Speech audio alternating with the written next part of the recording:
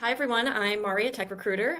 This is my Women in STEM series where I interview women building interesting things in tech and kind of hearing what their careers actually look like behind the scenes. Today I'm joined by Miriam Isaac. She's a staff product designer at AppWork.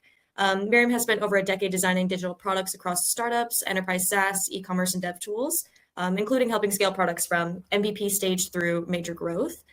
She's worked as a founding designer multiple times, built design systems from scratch, taught UX, and built a design community focused on psychology and product thinking. Ella Murray has actually had the privilege of working with AppWork before, so we've heard a lot of great things within the team, as well as from candidates talking about Miriam herself. Miriam, could you please just introduce yourself and kind of explain what AppWork actually does and kind of what you're doing with them? I'm a staff product designer at AppWork. Currently, AppWork is a platform where we create software for the multifamily industry. We create software for both the property managers and the technicians. We have a tech app where in the admin portal, people can create work orders, and what will happen is that those work orders will transfer into the tech app, and the technicians will get alerted that they have a work order that's been created for them, and they can take that on site, and they have all the information they need, if they're allowed entry, if there are any pets, if there's any sort of notes, and have all that context for them to be able to get that work order done fast and in time, and everyone's happy and satisfied. Also have the ability to create and make ready boards for admin portal. So taking, from the traditional make ready whiteboards, we've gone ahead and we've digitalized them and put them into an admin portal. And what people can do there is that they can easily, track their turns, which apartments are turning faster, which units need more attention, and they can also be able to assign different technicians via the app, via the admin portal, and that relays onto the technician app as well. Apart from that, we also have another big module called inspections, where people can schedule inspections that need to be done on a quarterly or annually basis in AppWork. Once again, these also sync with the tech app, and those techs get alerted on the inspections that they need to carry out. So that's most of AppWork in a nutshell, but there's also many different features that we're working on. Going on to AppWork, I'll kind of start with your early career journey, kind of how it led up to being there. But yeah, you've been designing products for, looks like, over 12 years now. So it looks like you're pretty much an OG within a product design space. So I guess when you first started in design, did you expect the industry to kind of evolve the way it has? Oh, no, not at all. I started, so 12 years ago, the landscape was incredibly different. I started actually as a graphic designer, and then a lot of the clients that were coming through, they were asking me, do you know HTML and CSS? Do you know how to make a website? And I was like, basically, no, I didn't know how to do that. So what I did was I went back to school and I learned how to code websites, and I got a lot of business that way. I think the Google search was really coming up during that time, and people really wanted that business card on the web so that people could search for them and then come across like a beautiful looking website. So I started getting really into that, and it was interesting because I wasn't just designing these websites, I was also coding them as well. So I had this kind of like dual role of doing both at the same time, which I just fell in love with. I was like, this is amazing because it's both speaks creative skills and my analytical skills as well. And what's funny, when I was in school, I enjoyed like both math, science and art, but at the time there was no careers that you could kind of do both. So I ended up going more on like the art side. But then when I found like web design and development, it was kind of like this amazing, like perfect fit. I'd be able to like create and design, but then also like use logical skills to try and like figure out how to put these websites together. And it was an interesting time because it was really like the wild west of like websites, and people were just like, people were like pushing directly to production and overwriting their FTP files. There was no GitHub, there was no nothing. And if you had a problem, you kind of had to wing it, be like, okay, refresh your browser and like quickly like push the fixes. I know you've worked across, I guess, startups, enterprises, consulting, even education as well recently. So, I mean, what environment for you kind of feels most natural? So yeah, I've worked in like many different startups across Israel, the United States, some clients in the UK as well. I would say, like, I started off working for this e-commerce company back in 2000 and I think 12, and there, like, I started off as a web designer, but eventually what happened during that time, UX became part of, like, people were talking about UX and UX designers, and it was a brand new like skill set, and everyone was just trying to like figure that out. And what the opportunity I had at this place called Greensmoke was I was able to go into like Google Analytics and Hotjar and look at heat maps and get customer data and sort of like help figure out what a UX designer is supposed to be, because like, what is it for? into is that user experience designers, they do look at customer data, they do research, and they use customer data to influence the design decisions at the company, along with, of course, like the business goals and also the founder goals as well.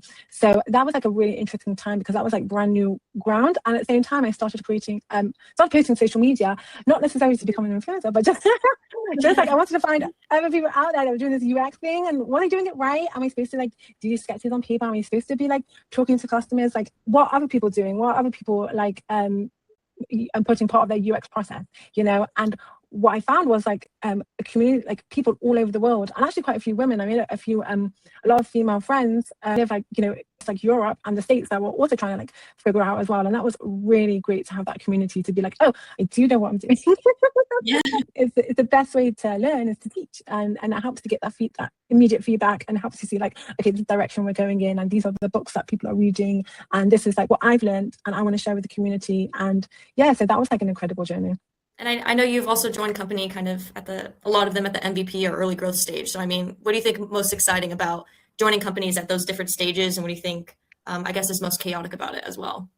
So yeah, I really love joining companies right at the beginning, because the founder, he's just coming with this like amazing idea, like really cross-sectional, and have these like broad dreams. And it's that really first moment of taking those abstract ideas and making something actually tangible. And that's very exciting. And it's a very exciting moment also for the founder, because they're like, oh, this is what it's going to look like and feel like. And like, it's such a great moment, which I really enjoy. And then you have that like period where like you're in stealth. So you're just like building, and like you're with the founder, and you have maybe like early design partners with the clients. But then once you launch and you come out of stealth, it's just like an amazing feeling. And to have to get that reaction from the community and reaction from new potential clients, and you see, oh, okay, like all this work, like all this research and understanding and the prototyping, it's like, and was working with developers, of course, to see something come into fruition is just it's an amazing experience. Yeah, and I guess since you have had so many different experiences working closely with founders, I mean, what do you think, or what do the best product teams do differently in your eyes? The best product teams take chances. Yeah. They just like they get out, they get also they do like, okay, so yeah, I've worked with startups that failed, I've worked with startups that have succeeded, and the ones that failed, they kept second guessing themselves, they kept wanting to make that perfect product, they kept holding back because it's a baby, you know. The founder, they've been dreaming of this, they've been thinking about it for a long time, and they've gone to investors and they've raised this money from these people, and raised this money from these people, and they have this like huge responsibility on the shoulders to get this right and to like do this right, because it's like, you could be a founder, you could have raised like $70 million, like that's a lot on that person's head, so you want to get it right. But those founders that do the best are those that ship, and those that get things out in front of customers, and then listen to customers when they're like, oh, this is great, but like, how about we change this and we change that? And they go, yeah, that sounds great. And they're humble enough to take that customer feedback and be like, let's make changes, you know. And instead of saying, no, I know what's right here in terms of the product, because they, you know, they built the initial product that has working so well, but having that humility to say like, let's listen to our customers and iterate on that. That's the clients and the founders that really like win here. You've built design systems from scratch more than once. So I mean, what are design systems, or why are design systems so important once a company starts growing? Yeah, design is it's really important to really get that done right at the beginning, instead of saying like, let's see how the product goes and then we'll build it later. The problem when that happens is that time doesn't get found, right? It doesn't get prioritized. It doesn't get like, because the features are always the most important. Like, we can get this feature out and then get this client, we can get that feature out and have this growth, right? It's all about growth and metrics and all of that, and the design system gets put apart.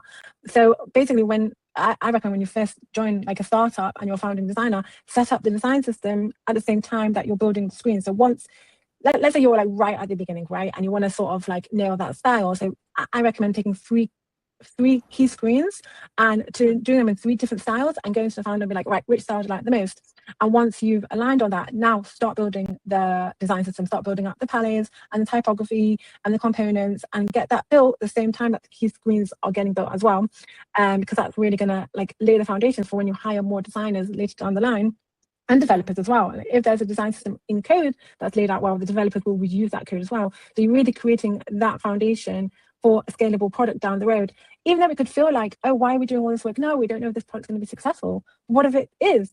And what if you've got like loads of clients and loads of traffic and you're having loads of people? Like, it's great to have that design system, especially now with AI, and that you can plug your design system into these AI tools and they can grab that and start building early stage prototypes for you. It's become even more valuable. I know at Salto, I think that's how you pronounce that, one of your previous companies, you worked on complex step tools and kind of enterprise workflows as well. So, I mean, how did you make technical products kind of feel intuitive without oversimplifying them? I think what's amazing and in the SaaS space is that I think before the iPhone came out and before B2B apps came out, there was this period where people were like, they just used the software because they had to, right? Yeah. And they had manuals and they had training sessions, and they were just like, oh, we really don't like. They would complain internally like, oh, we really hate this X platform, but we have to use it.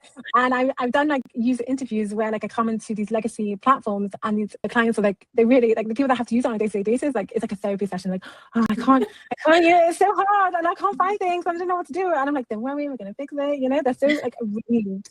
So I think what happened was that people went on their phones with these very simple like B2C apps and was saw like, oh, I can use this myself, right? I can go through these flows myself, like everything's very intuitive.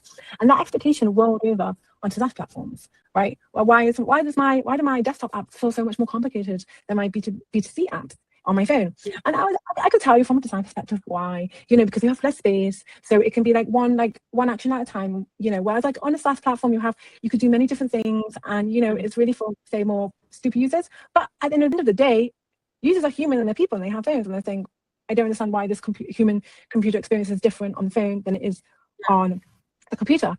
So in terms of like at Salto, what I did was I used a lot of, because I have like a strong B2C background, I used a lot of those methodologies and best practices when creating complex software. And I found that, you know, it does work. Like you want to take users one step at a time, because really people can only do one thing at a time. And what you want to do is like progressive disclosure. So slowly but surely disclose to them different parts of the interface when they're ready for it. So it's kind of like meeting the user where they are, but at the same time also having these other places on the platform where they could discover extra like superpower user features as well. You're definitely helping shape and kind of mentor the growing design team currently. For you right now, I mean, what do you look for when you're kind of hiring and I guess mentoring designers as well?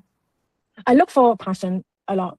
I think that passion is really like the found, and excitement and curiosity, because if you have those, then I could teach you anything. Like that makes, I also teach in a school called PS Design School, and I've been doing that for about 5 years. And so I've mentored and taught, like I also do mentoring privately. So I've taught like quite a lot of designers over the past few years. And I can see those that have passion and grit and excitement, those will do the best over talent. Even like say like you find a designer, they have a gorgeous portfolio and looks great, right? But she, you know, she's not so excited, or she doesn't have like that determination. The person that has the determination, that person is going to go further, because I can teach whatever UI skills, right? It's all very teachable, and UX skills are all very teachable. But that person like needs to be open to it and willing to receive feedback, and you know, willing to like move forward with that. If that makes sense. Yeah. Definitely found something really interesting about your background is kind of how much you focus on psychology and cognitive science as well within UX. So I guess how much of good UX is psychology versus visuals? Yeah, so I did this like series on the laws of UX, which are very like psychology based. I found that there was a period of time in my career, maybe a bit early on, where I was having a really hard time sort of giving background to my design decisions, because what seemed so apparent to me as a designer, as someone who's drawn to aesthetics, it's not so apparent to like say other people in the company who are more analytical or are more or even might have like an emotional attachment to certain parts of the product. So what I did was I kind of went on this journey to kind of find out why are we drawn to like things that are like have good harmony or good symmetry, or why does contrast work, and why does we drawn to like things with like soft around the corners, you know, or as opposed to things that are more jagged. Like why do we use jagged like say triangles for danger, whereas we use soft around the things for like to be more user friendly? And I found that there's really like, I also read this book, which is an amazing book by I think she's an architect, and she goes into the joy of design, and she really like did a lot of research here.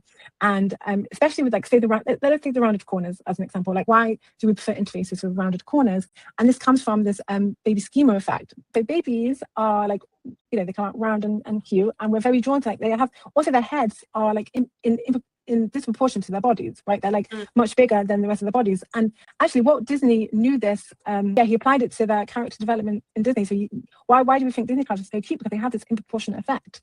And this also like they've done study with cars that have like these sort of like round human faces, like are more pleasing to people than cars with more sharp details.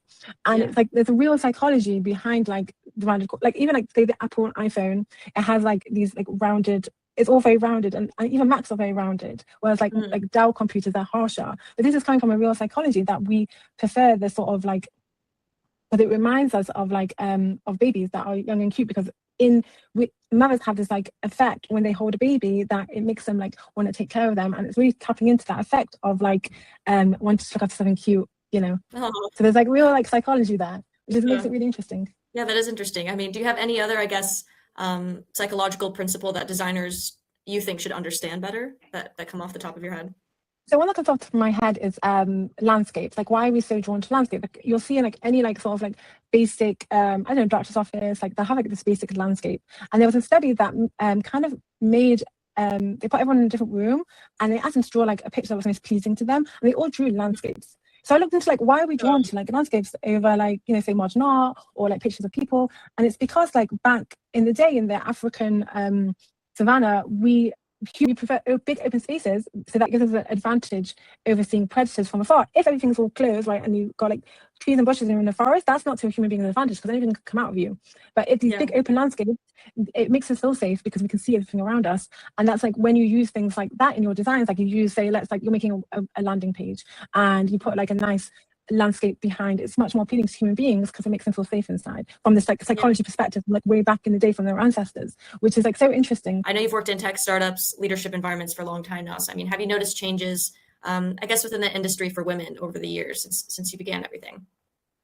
Yes, I've definitely seen more of an influx of women within the industry, but it's still very, I have to be honest, like I've still been the only woman in the room like too often. Like being the only woman, like my last team, I was the only woman on the product team. And sometimes even nowadays, I do notice I'm still like the only woman in the room sometimes. You know, it's definitely getting better with the younger, like in my last company, I noticed that there was a big focus on like new recruits to be women. So you can see like more women are studying computer science, more women are going into UX, and there's definitely like, so you see from the younger generations more women going into that, because I think people like me who are a bit older who are doing were in this industry already, and they're saying, oh, there's like an opening for them. So the more like women who are like, you know, say VPs of product or VPs of engineering, the more they like, you know, have a presence online, the more women will be inspired to go into high tech and into STEM as well. So I'm seeing it getting better, but I'm not seeing it yet to the place where I hope it will go to, hope it will be. But like, thankfully, because I had a presence on social media in the past. I've had women come to me and tell me that they've gone into UX design because they've seen me doing it successfully and they see that's a space for them. So I think that was like a really nice moment for me. And I think that's why it's so important to women to have a presence online. And I think it's really good that you're doing this podcast, because that's going to bring more women in STEM to the fray. Because growing up, I wasn't really encouraged to like read well. My brothers they got books. I got like fashion magazines. Right. I got like beauty magazines. They came with nice little presents. And everyone's a book came in the magazine, and I read this book. I was like, oh, books are so nice. And growing up in the 90s, there was a strong emphasis on beauty and women's fashion. I've been going into fashion. I actually originally wanted to go into fashion, but I think I'm seeing the more women that go into STEM and the more vocal they are, the more other women can see, oh, this is also for me. It's not just a boy space, it's a girl space as well. Yeah, great. And I know you mentioned, mentoring and teaching a lot of women and kind of entering the UX and tech space. What are some of the biggest barriers you see women struggle with when kind of entering the industry? So I do see, there's two things on my side. I'm a religious woman and also a woman. And I find that it can be, in my community specifically, sometimes a little bit of like prejudice towards like religious women, because growing up, we're encouraged to, you know, be stay-at-home moms and to be at home. And to like, but I think growing up there was quite a divide between like the men going to work and the women staying at home. So I think the other gender, like they also need to kind of change in their mind, like how they view women in that way. And I found like I did have like a lot of challenges there, like as a female leader in the space. Like I did have once a male employee say to me he found it weird that he had a female manager, you know, and that was like, I have to remember that's not like my problem. I was like, that's something, you know, for someone else to work through, you know. But I think in Israel, what's amazing is that the women here, they go to the IDF and they're put in like commander positions, you know, early on. And I think like what I've seen in Israeli companies is that there isn't such an issue with female leadership, because these the men and women are used to being leaders in, say, like the IDF from like a very young age. And so they're used to like, there's a lot more equality in Israel, I find, than like in, say, America or like England. And I think it's because they they've ingrained that in the educational system from like a young age, and it's why you do come across quite a few like VP of engineers that are women. And I once had a man tell me on the other side of things, he told me that he took a job specifically because the VP of engineering was a woman and he wanted to do a report to a woman. I thought that was so cool. I mean, what do you wish, I guess, someone had told you at the very beginning of your career, I guess, just something to inspire the women going into the space? I would say like be prepared for challenges and be prepared to like work hard, but also like believe in yourself, like trust yourself that you got this, you can do this. I see a lot of women like they double check themselves a lot, like they're not sure, like especially sometimes in like UX with a design, they could be like they're not sure on something, they're like they're not necessarily listening to their gut, and I'm telling you, this is good stuff, listen to your gut, this is great, let's go forward, let's like push this to like production, let's push this to developers, so like I always tell them not to second guess themselves, that you have an inner intuition and you have a good sense of like you are smart, you are clever, you can do it, like don't double guess yourself, like okay, like there aren't that many women before us, but we can definitely be the ones that make the path for more women to come after us as well. So yeah, for sure. Okay, great. And yeah, last question overall, I mean, what are you most excited about, I guess right now, AppWork or within product design in general? I'm really excited about AI. Like I love new tools, first of all. So I love like experimenting with like anything and everything. And I love figuring things out. So for me, like I've been able to figure out some really like time-saving skills and I put in my process. And I'm really excited just to uncover more of what say like Claude can do and like figure that out and figure how I can like use that to like supercharge my process. Yeah, and also I just see that Claude really like ships that at a really high pace. And I'm really excited to see what they're gonna come up with as well. I think it's just a really exciting time, and I'm looking forward to like sort of like kind of get in front of that, and like I do want to start like posting more on that and like getting more into it, because I think that this is like it's the future, and it's really exciting. Well, thank you so much for joining my podcast today, everyone. Thank you for watching, and hopefully more conversations with women in STEM coming soon.